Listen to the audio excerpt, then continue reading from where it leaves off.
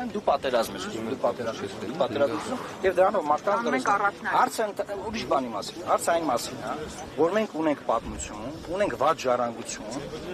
ցեղասպանության տեսքով։ Եվ այս վատ ժառանգությունը մեզ զգոնա պահում, որ մենք լինենք ուշադիր մեր հարևան երկրների հետ, մենք ով է պատերազմ ուզում Հայաստանում հարևան պետությունների հետ, մենք լինենք ուշադիր զգոն եւ անվտանգային երաշխիքներ ունենանք նրանց հետ հարաբերվելիս։ Այս սրա մասին է քննարկում, իրանք աղավաղում են, մանիպուլացնում են, բերում են մտցնում են մի դաշտ, որ այդ դաշտում անպայման պետք է մանիպուլյացիայի տեսքով սա օգտագործել եւ ունենք այն ինչ որ ունենք, այսինքն արդարացնել Հայաստանում այսօրվա ուրացության խոսույթը մանիպուլացնելով, որ իբր որ ազգային որևէ բան ասում է, ուրեմն պատերազմ։ Իշխանության ինչ եք անելու, հետապնդելու եք այդ հարցը առաջնահերթություն։ Երեք ես թեզերից մեկը ներկայացրել եմ, որը վերաբերում է օրինակ Արցախի էթնիկ զտմանը։ Մենք միջազգային նախադեպ ունենք հենց հիմա, որ Հարավային Աֆրիկայի Հանրապետությունը դիմել է Արտադրության միջազգային դատարան 23 թվականին Գազայում ցեղասպանության հարցով։ Այդ կոնվենցիայի մաս ենք նաև մենք։ Հայաստանի Հանրապետությունը ես լոբինգ եմ արել, որ Հայաստանի Հանրապետությունը պետք է այդ կոնվենցիային համաձայն նույնպես դիմի դատարան Արցախի էթնիկ զտման հարցով։ Սա ինչ կտա մեզ։ Սա գոնե այսօր, եթե մենք դրանից լինենք 23-24 թվականին, գոնե այսօր Ադրբեջանը կվախենար օրինակ Արցախում մեր եկեղեցիների ոչնչացումից։ Ինչու, որովհետև դա նույնպես կոնկրետ էթնոսի հետքերը մաքրելու, ոչնչացնելու ցեղասպանական գործողության մի հատված։ Հայաստանը երեք դատապարտում է Թուրքիայի դրոշ վարելը, բայց ոչ մի խոսք չասած Ստեփանակերտի եկեղեցու ոչնչացման վերաբերյալ։ Գիտեք, ես մի բան ասեմ, Ադրբեջանը իր պահվածքով եւ նաեւ Թուրքիան իրենց պահվածքով ամեն ինչ անում են, որ Հայաստանում ռացիոնալիզմը մեռնի։ Ինչ է սա նշանակում։ Ռացիոնալիզմի համատեքստում դրոշ վարելը մենք այդ ժամանակին ասել ենք, որ դա պետություն չունեցող ազգի բան է։ Այսինքն, երբ որ պետություն ունես, դրոշ վարելը սազական չի կոչվում։ Պետություն չունեցող ազգերը բան անում են նման բան։ Բայց երբ որ այդ ռացիոնալիզմը մեռնում է, օրինակ կոնկրետ եկեղեցու փլուզումը ոչնչացումով Ստեփանակերտում, արդեն մարդիկ չեն կարողանում լսել ռացիոնալ խոսք դրա վերաբերյալ։ Հիմա իրենք այդ որ դատապարտել են, լավ դատապարտել են դրոշի այրում, ես հասկանում եմ, կա դիվանագիտություն, կա հարաբերություն։ Եկեղեցու փլուզումը, եկեղեցիների ոչնչացումը Արցախում, ինչու չեն դատապարտել։ Ես կոնկրետ օրինակ եմ բերել, որ իսրայելցի մի զինվոր Լիբանանի տարածքում Հիսուս Քրիստոսի խաչը կոտրել էր, նկարը կա է, եւ այս նկարը համացանցում տարածվում է։ Ամբողջ քրիստոնյա աշխարհը սկսում է քննադատել Իսրայելին, հետո Իսրայելի բոլոր պաշտոնատար անձինք սկսում են հերթով ներողություն խնդրել, ափսոսանքի խոսքեր ասել, բան եւ հետո տեղադրում են նկար, որ խաչը ուղղել են եւ շտկել են, կոտրված է եւ ամեն ինչ նորմալ է։ Հիմա երբ որ Հայաստանը ձայն չի հանում, քրիստոնյա ոչ մի ժողովուրդ, ոչ մի ինստիտուտ, որևէ քրիստոնյա եկեղեցի, բացի մեր եկեղեցին կարգել, չի միանում են արշավին, որ դատապարտի, որ քրիստոնեական ժառանգությունը, մշակույթը, առաջին քրիստոնյա ազգի մշակույթը, դուք որի չեք ոչնչացնում Արցախում։ Եվ դրանով նաև Ալիևը շատ անկեղծ է, այսել ասեմ ու ամփոփեմ այս մասը։ Ինչու՞։ Որտեղ Ալիևը հայ ժողովրդին դանով ուղերձ տալիս, որ ձեզ որ ասում են մենք նախաստորագրել ենք խաղաղության պայմանագրի տեքստ, նախագիծ։ Դա մի խաբվեք հայ ժողովուրդ, որովհետև մենք ձեր այդ խաղաղության պլաններ չունենք։ Եթե խաղաղության պլաններ ունենայինք, այդ եկեղեցի այլի կթողեինք, եթե ամեն ինչ բացվելու է, խաղաղ լինելու, դե կգանք, մոմ կվառենք, ինչն է պատճառը, որ անպայման քանդվի։ Այսինքն Ալիևը անկեղծ հայ ժողովրդին ասում է, որ ձեզ խաբում են, մենք ձեր հետ կապված խաղաղության պլաններ չունենք, բաներ չունենանք, եւ դրանով նաեւ օգնում է հայ ժողովրդին, որ հետ գա իր արմատներին եւ հասկանա, որ իրան խաբում են, մանիպուլացնում են լավ ապրելու,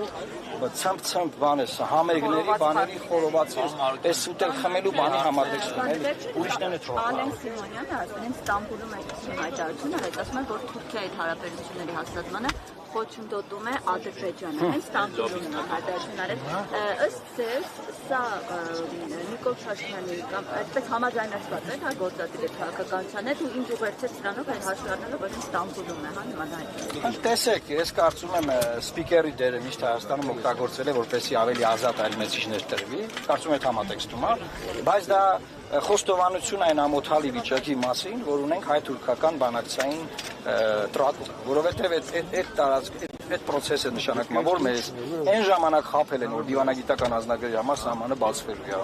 ցամաքային սահմանի մասնավորություն։ Հետո նորից են խապել, Այն ժամանակ, երբ որ դա խոսակցությունը գնում էր, դերևս հայ մարդիկ ապրում էին Արցախում, Մեսրոպ Մաշտոցի հիմնած դպրոցում դպրոց էին գնում, աղոթում էին, այսինքն այդ խապկանքը շարունակվում է։ Հիմա միտեղ մի բան ասել, իրենք են չեմ եղադրում, որ նախկինում բանակցել են մի բան, եկել ժողովրդին ասել մեկ ուրիշ բան։ Հիմա իրանք ինչ են անում, իրանք ժողովրդին ասում են ամեն ինչ լավ է, նորմալ է, բացվում է, բան հեսա առևտուր եւ այլն, միակողմանի առևտուր են կանում, եւ որից հետո գնում Ստամբուլում ասում են բանա, դե ժողովուրդ ջան, դե գիտեք դե բան, Ադրբեջանը ձեզ խանգարում։ Այսինքն Թուրքիայի պես հզոր երկիր ուզում է սահմանը բացի գրել, Ադրբեջանը չի թողում, հա։ Դա են ուզում ասել։ Այս կարող եք ասել, որ հաշվառում է, որ Ռուբինյանն է, այդ բանակցությունները բարի դա այսպես աշխատանքի ապարտումն է, Գիտեք, այսինքն դուք մտածում եք, որ մի մարդ պետք է բանակցի ու դա բացվի։ Գլխավոր պատասխանատուն արտաքին քաղաքական վարչապետն է։ Այդտեղ ոչ Արեն Սիմոնյանին պետք է առանձնացնել ոչ գլխավոր պատասխանատու։ Հայկական կողմը ճիշտ չի աշխատում։ Հայկական կողմը ի սկզբանե գնացել է մի ճանապարհով, որի վրա բանակցությունները գնում են առանց նախապայմանների։ Բոլոր տեքստերում Թուրքիան համաձայնվել է, որ գրվի որ առանց նախապայմանների բանակցում, բայց միևնույն ժամանակ բոլոր նախապայմանները իրենք դրել են սեղանի վրա։ Դա եղել է սկզբից Արցախյան հիմնախնդիրը, հետո Միջանցքի հարցը եւ այդպես շարունակ։ Հիմա մի քանի քաղաքական հարց էլ էլի, եթե կարելի է, պարոն Մարուկյան,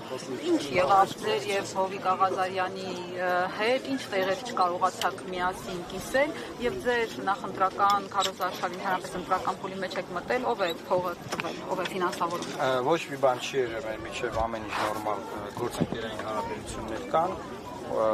Ինչ վերաբերում է մեր նախընտրական արշավին, ես հիշեցի մեր համագումարը 15 թվականին։ Համագումար էին կանում եւ լրագրողները հարցում էին, բայց այս փող որտեղից որ համագումար է կանում։ Հիմա նույն բանն եմ հիշում, այսինքն 19 քաղաքական միավոր գրանցվել են ընտրություններին մասնակցելու եւ բոլորին հուզում են, որ միայն այդ լուսավոր Հայաստանն է ոնց է անում։ Ես ձեզ ասեմ, լուսավոր Հայաստանը ոչ տրադիցիոն արշավ է, շտաբ է, չի բացում, դուք մեր մեծադիր բաներները չեք տեսնում, այսինքն մենք իրականացնում ենք smart campaign, խելացի արշավ, ինչ է սա նշանակում։ Մենք նոր տեխնոլոգիաներով մեր խոսքը հասցնել ենք մարդկանց։ Մեր միակ պրոդուկտը այս ընտրություններում մեր գաղափարն է ու մեր խոսքն է։ Մենք ամենաճանաչված, 5 ամենաճանաչված քաղաքական բրենդներից ենք, այսինքն բրենդը հայտնի դարձնելու խնդիր չունենք, ինձ կամ մեր թիմակիցներին հայտնի դարձնելու խնդիր չունենք եւ շատ հանգիստ մտնենք այս քարոզարշավի մեջ։ Մի ուրիշ բան էլ ասեմ,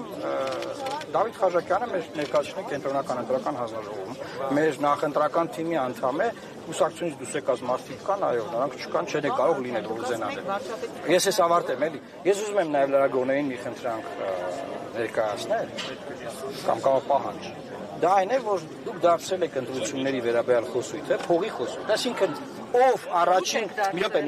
առաջին հայացքից, ասեմ, ով առաջին հայացքից փող ունի, հա, տպավորությունն է, որ ինքը լեգիտիմ ընտրություններին եւ քաղաքականությանը մասնակցելու իրավունք ունի։ Այդպես չի ժողովուրդ։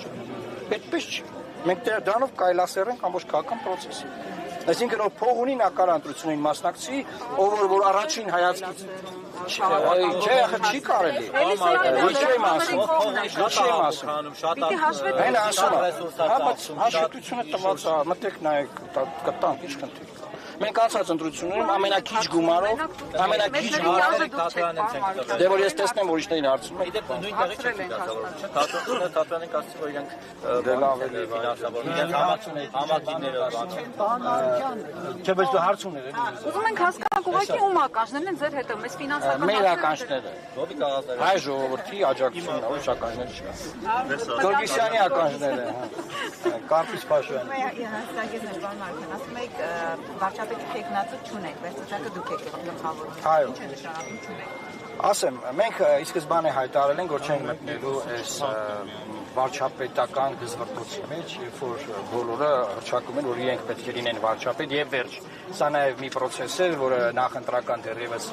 կոնսոլիդացիայի շրջանում խանգարեց կոնսոլիդացիան։ Մենք ի սկզբանե ասել ենք, որ այդ ամբիցիան չի կարելի առաջ մտնել։ Այս ընտրությունները падգամավորների ընտրություններ են։ Մի հատ մարդիկ թող սկզբից падգամավորը տրվեն, հետո վարչապետական ամբիցիաները քննարկեն։ Այո, ցանկացած համասնական ցուցակի առաջին համար տվյալ ուժի ֆորմալ վարչապետի տեխնացիոնալ օրինակ գնալու այն բանավեճին են գլխավոր, չէ՞, բայց մենք ասել ենք, որ մենք չենք մտնելու այդ իմաստով այդ բանավեճի մեջ մի քանի իմաստ կնա։ Բայց բանավեճի մասնակցել։ Շեմը կհարթարեք, թե Անցորիկ շեմը արդեն հայտարարել ենք, որովհետև դեռ որ չէինք հայտարարել, որ ընտրություններին մասնակցում ենք, դրանից քիչ էր պակասում։ Երբ որ հայտարարեցինք, բնականաբար դիրքավորումը բերեց արդեն հաղթարելու։ Ես կնես պայն հաղթարելու։